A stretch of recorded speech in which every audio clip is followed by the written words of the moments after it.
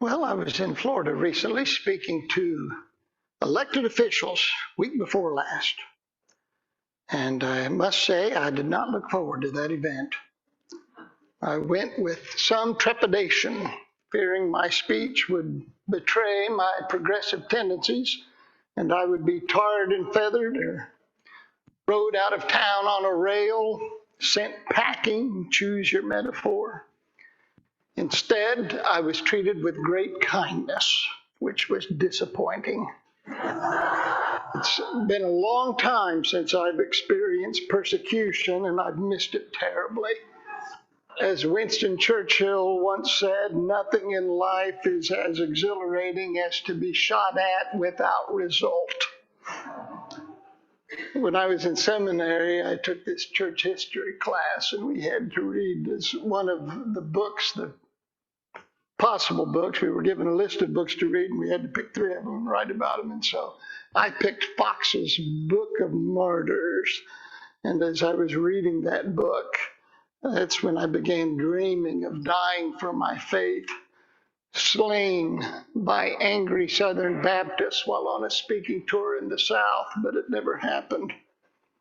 Alas, the only sour note of the whole trip was spoken by the limousine driver, who told me within 3 minutes of meeting me that he didn't like President Biden, something I could have gone all day without knowing, and yet he felt compelled to tell me.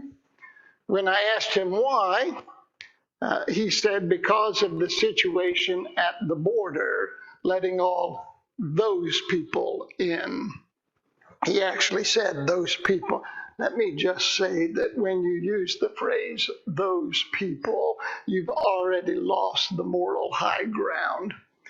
And then he let it slip without a trace of irony that when he wasn't driving a limousine, he owned a roofing company and nearly all his employees were Hispanic. I pointed out that if we didn't let people come into our country, he'd have no one to work for him. And from then on, the rest of the ride to the airport was very quiet, just very quiet. We just rode along, not saying a word.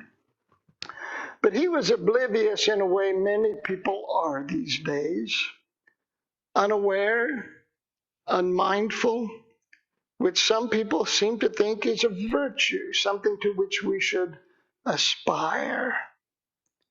I bumped into an old friend of mine this week, and he said, you know, Phil, you are woke. He said the word woke as if it were a bad thing, as if someone had seen me kick a puppy or something. We hear that term a lot these days without anyone defining it. So I looked up the word when I got home. It hasn't made it into our official dictionaries yet, but there's a real handy dictionary of slang. And in that dictionary, it defined woke as being conscious of oppression and injustice. To be woke is to be conscious of oppression and injustice. Now, I'm not sure when that became a bad thing, but there you go. My mind, when I read that definition, turned to the 3rd chapter of the book of Exodus, where God speaks to Moses from a burning bush on Mount Horeb and says to Moses, I have observed the suffering of my people who are in Egypt. I have heard their cry on account of their taskmasters. I know their sufferings, and I have come down to deliver them from the Egyptians and bring them up out of that land to a good and broad land, a land of milk and honey. I thought of that verse. According to the Bible, God is woke. God is conscious of oppression and injustice and is not only aware of it, but is determined to do something about that. I thought about that all week, about God being woke. Then Joanne mentioned it was Father's Day this Sunday, which has slipped my mind. So I had these various ingredients stirring together in my head, God and fatherhood and being woke. And it occurred to me that they're all connected. They're all connected, that good fathers make it a habit to be aware of suffering and injustice, and not just be aware of suffering and injustice, but good fathers act to end it. God is a good father, a good parent. God is conscious of injustice and cruelty and is determined to stop it. That is what good fathers do. Now, I know that we have become hesitant about using male language for God. But let's remember the power and appropriateness of gender in context. The prophet Hosea said of evildoers that God will fall upon them like a bear robbed of her cubs, if you want a feminine image of God. And what a wonderful image of God. Let's not lose sight of that. God is a mother bear protecting her cubs. God is a father hearing the cries of his children's misery. God is woke. God hears. God takes sides. God is conscious of oppression and injustice. God is woke. And if God is woke, if God is conscious of oppression and injustice and is determined to end it, then you and I must be woke. To not be woke is to turn a blind eye toward the suffering of others. It is to give your child a stone when it asks for bread. Let's not ever say that God doesn't see, that God doesn't care. God sees the birds of the air and feeds them. God sees the lilies of the field and drapes them with beauty. Let's not ever say God doesn't see, God doesn't care. That is not true. God is woke. God is aware. After Russia invaded Ukraine, someone hung 2 wreaths, the colors of the Ukrainian flag, on our meeting house doors as we entered. I don't know who did it, but I like the idea of it. It means we weren't going to turn a blind eye toward the suffering of others.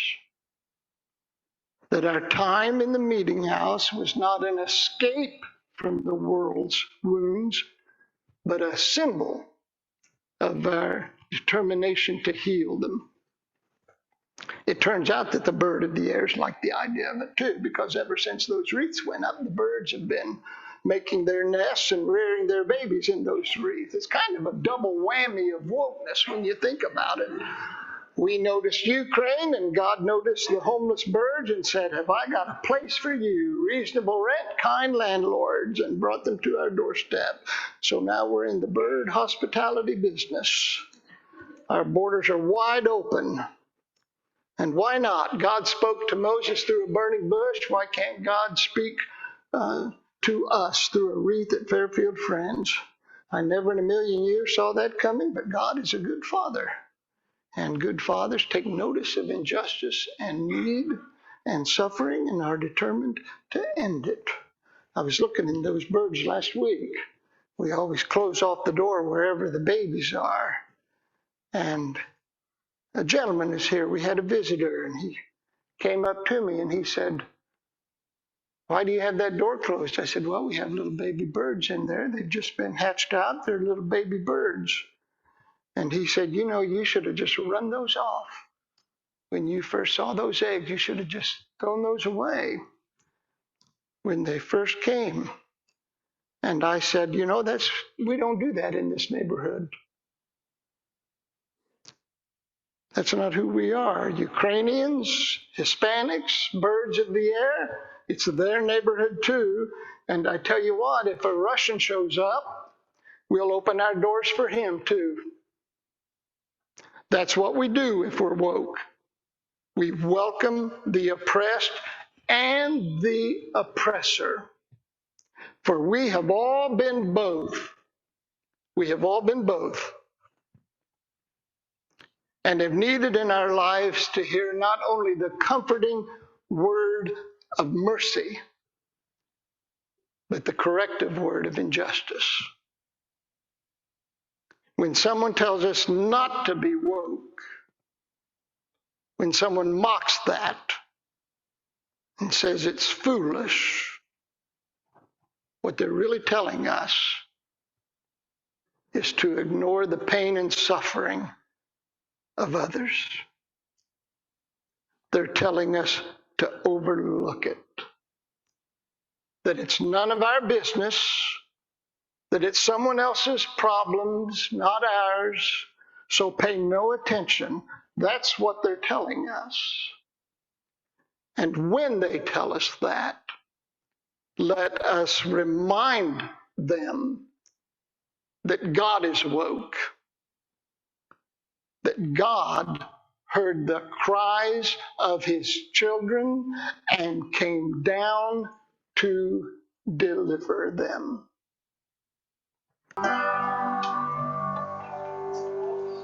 Song, which is known as the Black National Anthem of America, was written in 1921.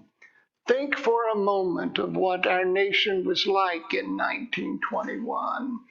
The Ku Klux Klan had resurged, especially in the Midwest and in Indiana, sometimes referred to as the raised middle finger of the South, Indiana.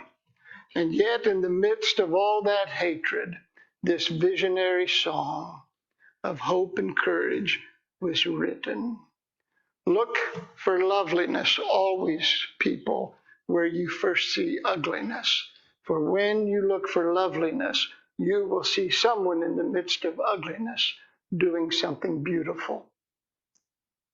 Be aware. Be woke. Pay attention.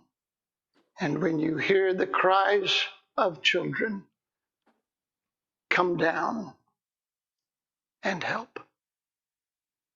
Amen. Turn and greet friends.